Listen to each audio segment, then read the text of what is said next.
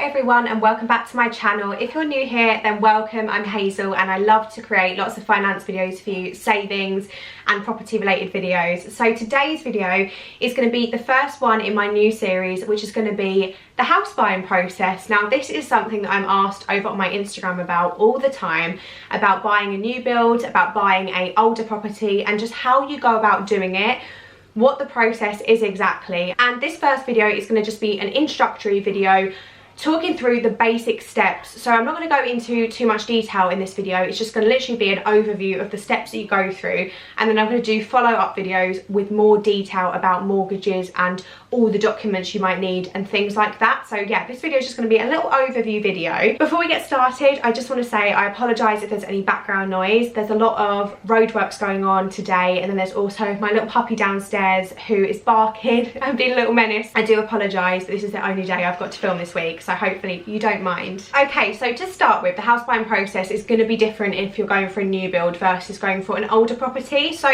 with a new build, the process is so much more straightforward. So I'm just going to really quickly go over that process, and then we can go on to an older property as well, because I know a lot of people obviously are interested in older properties too. So when it comes to a new build, literally all I did anyway, obviously every new build developer is slightly different, but all you simply need to do is find the new build development that you're interested in. So all you need to do is type in new build developments in and then the area that you live in into Google. This will obviously bring up a list of all the new builds available in your area. Then just go onto their website, see what one stands out to you, and then go and have a look at the show homes. So of course it's good to get a feel for a couple of different new build developers to see what quality you like, to see what kind of price fits you a little bit more. And yeah, so you basically go to the new build developer, have a look around their show homes, see what properties they have available, simply ask them what plots are available, and then if there is anything that you think may be on a price budget, then obviously just simply inquire and tell them that you're interested in starting the process. And then all they normally do is refer you onto a mortgage advisor that they have. So they normally have contacts that they'll refer you to. That person will then undertake a financial assessment on you to determine if you have enough deposit, and then also if you can borrow enough based on your income to get a mortgage for that property. And that basically determines if you can reserve the plot or not. So they will verify your financial situation and say yes, you can afford it, or no, you can't afford it. They'll be able to tell you your maximum borrowing too at this point. So if, for example, you're going for a 3-bed house and they tell you actually you're, say, 40 grand short on your borrowing, there might be a 2-bed plot available. So then you can rediscuss with the developers what plots they have available that are in your price bracket. So that's a good starting point. If there's nothing available at that time, you can be put on a waiting list as well to find out, or you can just keep looking at new developments till you find the one you like. Then when it comes to a new build, once you've been verified, you've been approved financially, all you simply do is put a reservation fee on the plot. It varies depending on the development. It could be between kind of £200 to £1,000 depending on the developer. It's typically around £500 mark, and this figure comes off the amount that you owe at the end. So yeah, you put that deposit down on the plot, that reserves the property, and then they simply start the process. So they'll normally have a panel of solicitors that they recommend to you. So you either can use them or you can go to your own solicitor if you have someone that you prefer to use. Often though, they'll have incentives such as they'll pay for £1,000 of the solicitor fees if you use one of their on-panel solicitors. So it's up to you what you decide to do. But if you go ahead with one of their solicitors, you appoint the solicitor, there's all the paperwork that they sort out for you, and then obviously you'll have the mortgage advisor that they recommended at outset too, and he will obtain the decision in principle for you. That is basically the mortgage providers saying yes, we're happy to lend you this amount of money.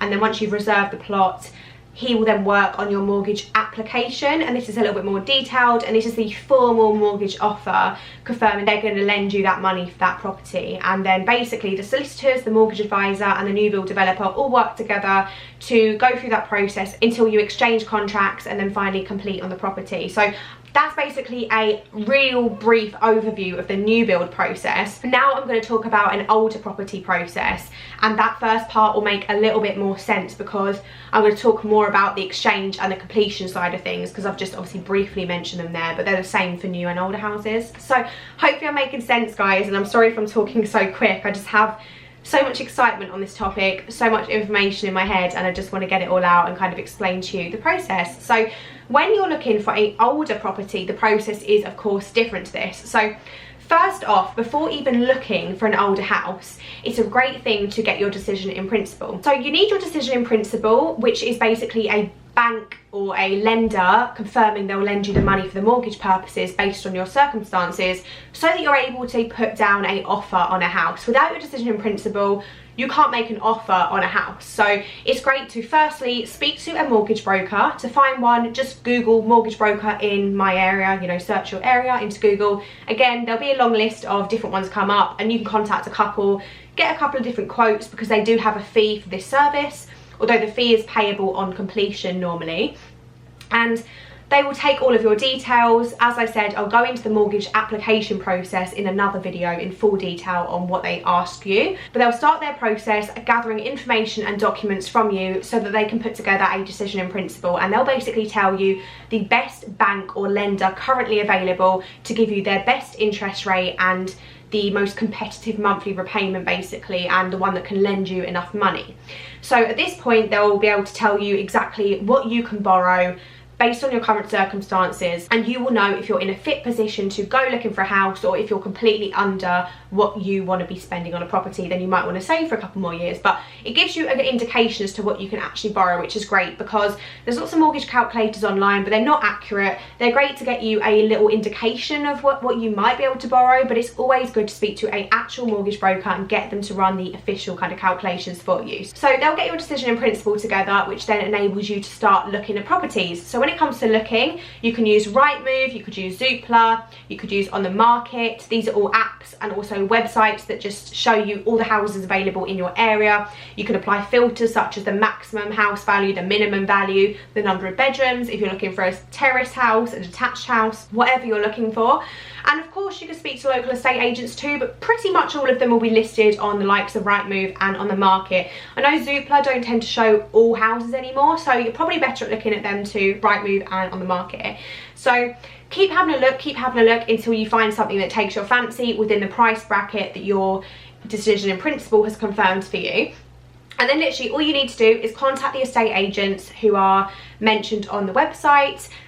Obviously book in the viewing for the house, go and view as many houses as you want until you find a house that you're interested in, and at that point you can start making the offer. So the offer you make is obviously completely down to you. I can't advise you on what offer to make for a property, but if it's up for 250 grand, you could either offer 250, you could offer 240, 230, whatever you want to offer. You can make a cheeky offer, you can make a very reasonable offer, you know, 5-10 grand less, or a small percentage less than they're asking, or you can just offer them what they're asking for. So that's totally up to you. You can discuss that with the estate agents as to what offer you want to make, because they're the one that communicates you and the seller. So you don't speak to them directly, the estate agent does it all for you. They do the negotiations for you. So you can go back and forth a few times until you agree on a price. And at that point, assuming they accept the offer, the property is then sold STC, sold subject to contract. And that property will then obviously have the sold sign outside as well, which is obviously exciting for you to know that, you know, that's your potential future house. So at that point you might think, oh great, it's my house now, it's going ahead. It doesn't work that way. There's a lot more to it than just as simple as making an offer. So at that point you obviously have to provide your decision in principle document to the estate agents so they have proof you can actually go ahead. At that point you also need to appoint a solicitor to act for you. Again, you can Google solicitors in your area, get a couple of quotes for buying a house, and they'll tell you the quotes and you can pick who you want to go with. The estate agent and the mortgage advisor will both need to know who your solicitor is. So all three of these will all be in contact with each other, so it's essential that you provide them all with accurate information. You provide all of them with the details of each other, because they'll all be working together to get this transaction through for you and get the transaction completed for you. So that's why you need to have a solicitor on hand, a mortgage advisor, and obviously the estate agent that you're going to be, who's going to be acting for the people you're buying for. So that's basically the start of the process. You appoint your solicitor. Sometimes they will ask for a fee, so sometimes they might take a £500 fee on account. This is a payment on account. It's just so they have some funds kind of reserved there for you, knowing that you're going to cover their fee. So this is a very standard, typical process. Mortgage advisors typically take their payment at the end, but solicitors typically take a chunk of this up front, so you need to make sure you have funds set aside for your fees as well, your legal fees, which can vary, so you'll have to find out on the quote what they're going to be, but they can typically be a couple of £1,000s excluding stamp duty. So that's kind of the start of the process. The solicitor will have all of their legal documents for you to complete. Again, I can go into more detail on this in a separate video, but they'll have legal documents for you to complete that you need to sign and return to them, and then that's basically the process started. Your mortgage advisor will then start the official mortgage application process to get you your official mortgage offer. This is a lot more detailed than the decision in principle. They often ask for more documents from you, more proof of earnings, things like that. And this is a really long-winded kind of application they have to go through to make sure you can 100% get that borrowing approved, which is kind of scary because once you have your decision in principle, you think, oh great, I can borrow the money. Things can always go wrong with the mortgage application, but you know, your mortgage advisor will work their best to get it accepted for you. So that process can take a couple of weeks to get the application accepted. It can be as little as 2 days, but it can be up to kind of 3 weeks. It just depends on turnaround times with the lenders and how complex your case is, because if you're self-employed it's a lot harder and there's a lot more things the lender will have to look into before accepting your application. So do expect it to take a couple of weeks. So when you start the mortgage application process too on an older house, they'll also have to do a survey on the property, and this normally has a fee with the mortgage company and you have to pay this upfront. So the fee can vary. Occasionally it might be included for free, but often it can be in the region of £100 up to about £500, and this is an upfront fee you have to pay. You can't add on to the mortgage in most cases. Some cases you might be able to, but most cases they ask for the fee up front. They undertake a survey on the property to make sure they're happy to lend the money on that. So that's another process to go through.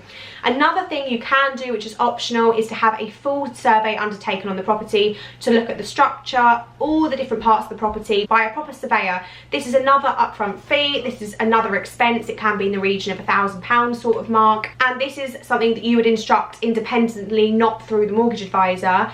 However, your solicitor will discuss this with you, so they often have contacts that they can recommend for you, and that's another fee, obviously another process to go through just to make sure the property is actually okay, there's nothing wrong with it before you commit to buying it. So then once all of that's happened, everything's good, you've had your mortgage application accepted, the survey's come back, it's all good, the whole process can obviously start. Now the length of this process will depend on if you're in a long chain or not. So you might be buying a house and the person you're buying from has no onward chain, which means they can move out whenever. That's obviously a lot quicker. You could be in a chain of 6 people. You could be buying from a person who's then moving to a new house, they're moving to a new house, they're moving to a new house. At any point in this process, the chain can fall through, which is a little bit daunting, but you just have to have faith, I guess, that if it's meant to be, it's meant to be. You know, if it's meant to be, it will happen, and just try and be calm about it, I guess. There's no other way to say it, is there? It's just one of those scary times where you don't know what's going to happen, because anyone in that chain could pull out, which disrupts the whole chain. Someone then needs to find a new buyer, someone could decide they're no longer wanting to sell. So it's all a bit of a lengthy process, but depending on how long your chain is will determine how long this takes. It could be as little as 2 months, it could be as long as over a year. You just don't know depending on how big your chain is. So during this process, the solicitor will undertake all of their legal documents, all the processes that they need to do, all the searches they need to do to make sure everything is okay. And when things are at a point where they can legally go ahead, you exchange contracts. So when you exchange, you're basically legally bound to buy that property, and when you exchange, that's typically around 2 weeks before completion date. So you exchange contracts, that means everyone in the chain will effectively exchange, and then you will then be able to complete on that property, and complete means the legal transaction completes and then that house is yours and you get the keys. That's typically 2 weeks. The solicitor will of course guide you through this process. If you're buying a new build, exchange and completion can be as little as a day apart, 2 days apart. So it's not always 2 weeks, it can be less, but that's kind of how it works. When it comes to a new build, exchanging typically happens when the house is finally built and it's ready for you to move into. So of course there's no onward chain when you're getting a new build, so exchange date is purely dependent on when the property is being built, and the exchange date can keep being pushed back and back and back if the property has delays. For example, my flat had a couple of delays, then it was quicker than they expected and all of that kind of stuff when I bought mine, so it was I exchanged a lot quicker than I expected to, actually, a couple of months earlier than I expected to. So you've always kind of got to be prepared that things might go quicker or slower than you expect. So just make sure you have the money available. If, for example, if you're buying a house and you think, right, if we exchange in 6 months, we can afford it. If we exchange in 5 months, we can't afford it. Make sure you can afford it, because it could happen at any point. So that happens, and then you exchange, you complete on the property, then you get your keys, and then that's it, basically. Then it's moving in. So that is basically a high kind of level overview of the new build and older house process in terms of searching for a house, the legal steps and all of that stuff that you need to go through. As I said, this is not completely detailed. I'm going to do separate videos on the mortgage side of things and a couple of other different areas regarding the house buying process, but I just thought this would be interesting for anyone that's looking to start the process and you just don't know where to start basically. And I hope this video helps you get thinking what you need to save for, what research you need to do, what legal contacts you need to find, mortgage advisor, all of that stuff, because there's a lot to it and it can be really overwhelming and really stressful, so it's good to kind of know the process and to know what to expect. So I really hope this video helps. If you like this video, if you want to learn any more about savings, investments, property, check out my financial playlist on my channel because there's so many more financial videos on there. So I really hope this video helped you and I look forward to seeing you in part 2. Bye guys.